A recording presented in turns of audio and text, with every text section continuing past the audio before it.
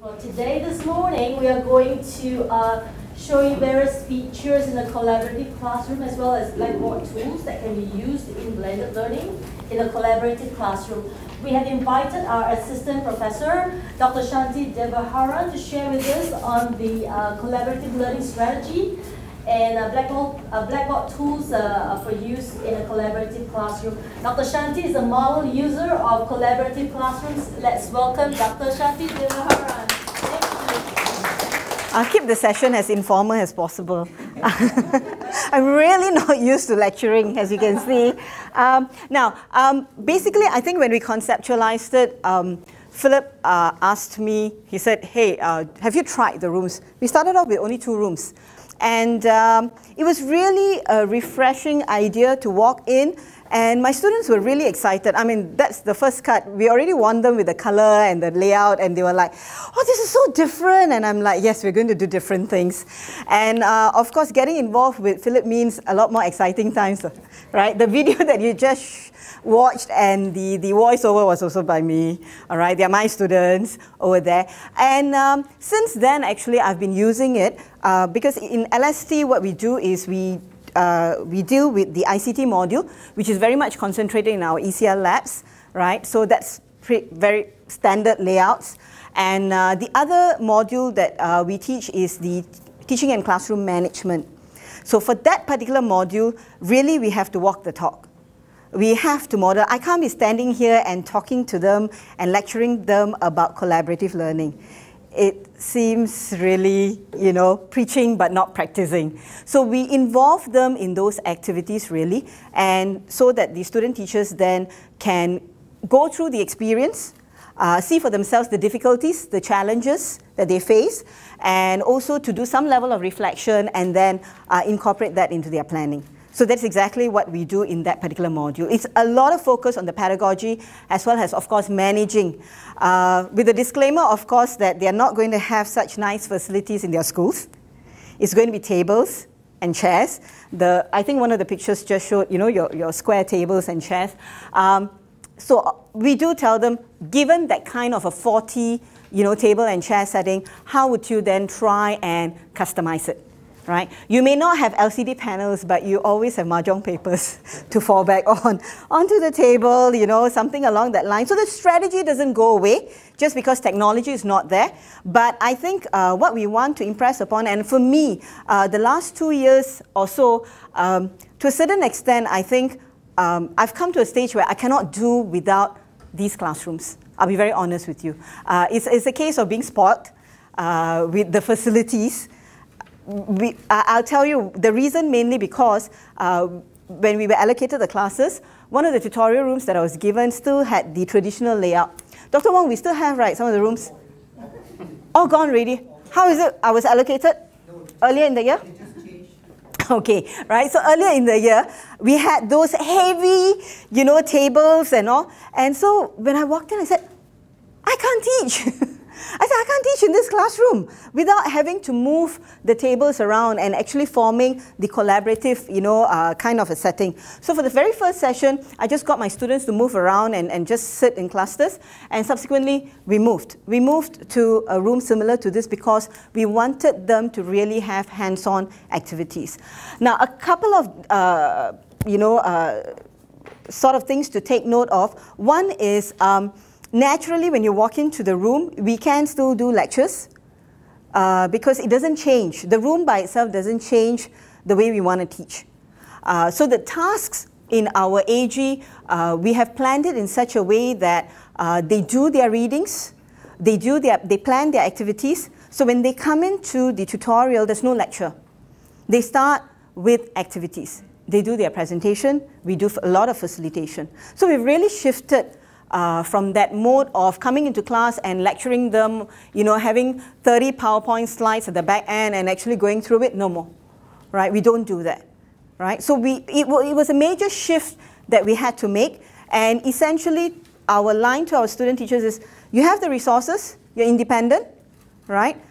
We have given you the activities, so plan in your group, and when you come in here, we will then do a lot of sharing, learning, discussion, and facilitation. So the room itself then caters for that kind of an approach, basically, right? So one of the things that we haven't converted our classroom management materials, but I thought, basically, as I said, in LST, this is what we do for even ICT. So the entire mode has shifted. I'll come to the, I know you're here for this room, but I wanted to sort of, impress upon you that your design of the lesson also has to change. So the room by itself doesn't invite collaborative learning unless we plan and design the lesson in such a way.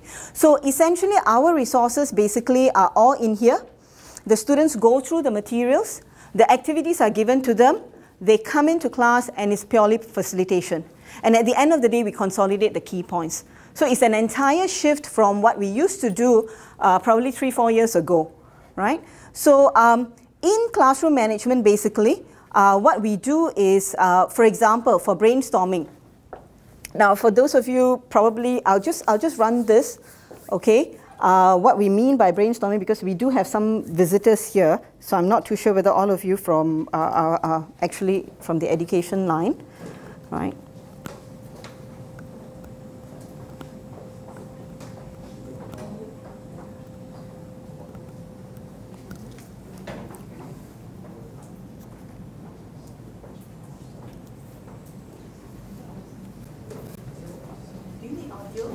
No need, no audio. Sorry, not that high tech.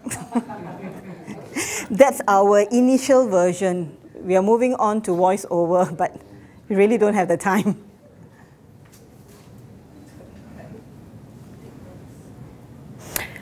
Right, so at this point in time, especially, a classroom of such nature is very, very useful. Partly because one of the things that we do a lot of brainstorming for ideas, for rules, routines as part of classroom management module. So what we do tell the student teachers is they have to come in with a laptop, at least one laptop per group. Ideally, they should have more, right? So one laptop per group, they plug it in, they connected it up, right? So as they're doing their brainstorming or their tutorial activity, every single one in the group, 4 or 5 members, is able to look at the screen and actually share ideas. You see, in the past, what we used to do is to combine tables, right? And they used to try and squeeze and look at one particular laptop monitor. And now it's even worse. With the iPad, it's even smaller, right? So they squeeze around. Not that I don't want them to be getting cozy, but I want to also see, as I walk around, I'm able to see what is it that they're discussing, right? So it makes it very, very easy. And I think the subsequent generation of the rooms allow me to project one screen onto the others. So if I find that they've brainstormed for some very good key points, I can then project screen 1 onto the others, and actually for the rest to also have a look. So it becomes a very seamless way of learning and facilitation. I don't have to have them send the file to me, right, and then project it out from my main system. So it becomes very easy, and that allows for a lot more sharing.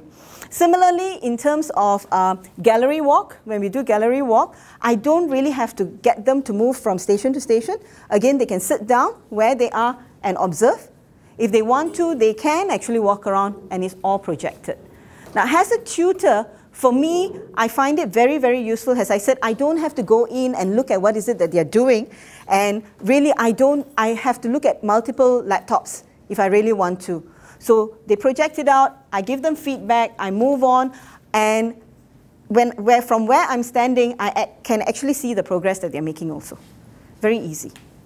All right? I don't have to keep asking, have you all finished? How much more time do you need? Right? They can actually look at each other's work also. Right? So it lends for a lot of seamless learning, all right, okay, transition from one activity to another. Now, one of the other activities that we do very much, and it's a slightly more difficult activity, is the jigsaw activity. A little bit more complex, but we impress upon our student teachers that it is a very good and useful activity. So I'm just going to share the strategy here with you before I explain what we do.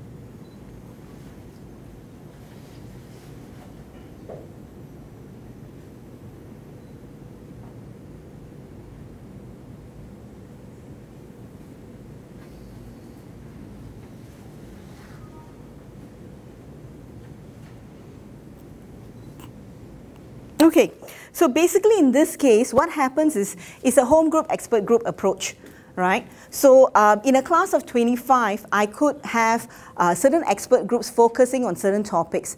So in classroom management, what we want to do is, in the short time that's given, we have only about 1 hour 45 minutes with them per session.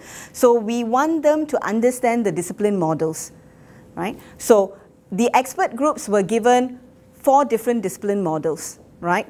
Dreiker's logical consequences, behavior modification, assertive discipline, and discipline with dignity, right? So from each of the home groups, one member takes on the role of an expert group, as you can see from the video. All the A's form a group, they become the expert group, all the B's form another group. So the experts each have got their own area to research upon. Now, when they get into expert groups, again, the facility they lay out is very useful. Because when they're in their expert groups, I need to know also that they are researching for the right information. So as I walk around and I help them to look for the information, to point them in the direction, to tell them, okay, you've given me a lot of theory, I want concrete examples, it's very easy to facilitate.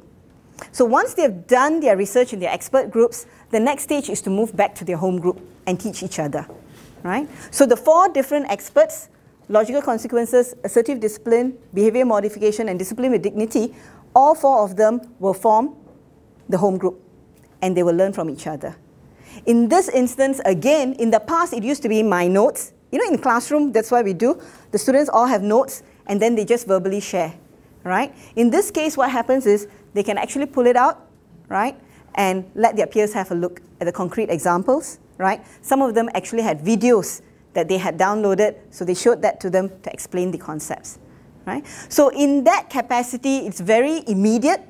Whatever research that they have done, they're able to share it. Right? If I had a little bit more time, what I would have done is I would have asked them to send the documents to me. I would have merged it for them. Right? So that way, they fall back on one particular document. So Google Docs works very well in that case, actually, right? Where they could actually work real time, right? And then combine all their resources. Right? So these are the very two main strategies that we use. But like I said, in everyday tutorial that we have with them, it's a lot of brainstorming sessions, and a lot of facilitation on our part as tutors. So it helps us really to walk into a room where, with ease, I can project the screens, I can pull out whichever screen that I want. I think there's a very good point that they need to know. And when I project the video, actually all the screens actually play too. So they are quite near, and they could do their reflections and so on. Right? So the room has become quite indispensable as far as I'm concerned. Right? For me especially, because I'm very much ingrained into that particular mode. And so we were asking Dr. Wong how many more rooms, because to a certain extent, I think the year before, we were all fighting for rooms. We had to go in and start booking, you know, whoever goes first gets the room first, and the others are left with the traditional rooms. So really changing the design of your lesson would be useful, and coming into the room to know that, okay, my students are prepared, they're going to do their presentation. My role is really more to facilitate. I think that really helps. And in terms of their reflection, for the videos especially, what we do is we project the videos, right? And when they're brainstorming, they actually use the whiteboards here. They do their whiteboards and they do the brainstorming. So each one takes a portion of it and they write down their key points. Again, as we walk around, it's very easy for me to highlight, okay, group 1, you know, can you please share with me the key points that you've done? Very simple question. Where is the penalty switch? Actually, I'm using this one, and font is very, very top. Yeah. Useful. But I didn't know that we have a function to show one screen to all. I'm glad you are here. But that is Sal's role to show it after that. Yeah, they will show it to you, yeah. Right, but I'm glad you're here, yes. I struggled the first time. But eventually, yes, you're right. Somebody to show you, and then your lesson just goes no problem at all. Yeah, I'm done. Any other questions in terms of strategies? Because the technical part of it, cell team members, Casey will handle. Anything else that you guys want to know? Don't ask me how to do the video. Our technical team did it. I just gave them the ideas. That's all. Can we access this on LST? No. It's only for our students. It's via Blackboard, actually. It's via Blackboard, yeah. So those who, it's part of our core module, so the student teachers all get access to it. Yeah. Just curious, what's the most difficult things that you face with the jigsaw strategy? They're quite all right. I must say my classroom management is good. They're quite all right. I think giving them specific instructions, I think that's important. Preparing the template ahead so that the expert groups actually pick out the relevant information. So, so those have to be in place. And I need the time to actually go through the expert information so they're not teaching their peers the wrong concept or information. So that time lag there is important, for me to go through it. Apart from that, really it is very easy with our student teachers. They are pretty good at doing their stuff. What I do tell them is after the experience, if they're going to implement it in school, they need to implement certain rules and expectations. So in terms of the noise level, turning around the work. So that's really a motivation issue back in school with their students. But as far as our student teachers are concerned, not an issue at all. In fact, pretty clockwork, I must say. If I give them 20 minutes, at the end of 20 minutes, I monitor the templates, it's all done, right? So that's where on the spot is very exhausting. I have to check and make sure their content is accurate. And then we move on to the sharing. And any other clarification comes towards the later part. So managing the time is another big challenge. Yeah. But as far as discipline, okay, they're okay. Because I always tell them retribution awaits them. The word expert hinges on the idea that the students are experts in their own domains. So is it a metaphorical term? It's more a metaphorical term because within the home group, you have only one member who has read up on this particular model or on this particular concept. So that particular person is supposed to share with the rest who have no particular knowledge or haven't been exposed to the materials. So the idea of a jigsaw is in a short time, because if I were to go through the 4 models, it's going to take me a very long time. And it's going to be a drag because it's really boring. It's pretty much theory. So the sharing helps for them to have an initial start. I clarify towards the later part of it, consolidate the key points, any misconceptions, and the follow-up activity is where they do the application, which is done at the following tutorial. So they have an entire week to get familiar with the rest of the models. So the application means they will we give them a case. produce something. No, we give them a case study, right? And then they are supposed to then suggest strategies from the 4 models as to how they would deal with the problems that were presented in the case. So we test them really on the application. So the application activity is... It's also done in class. They Yes. produce something. Right? They produce something, yes. Because otherwise it's really theory and I don't know whether they're listening to each other. So when you assess them, you're assessing On the application. the Right. rubric. Okay, I'm done. Over to you. Thank you. Thank you.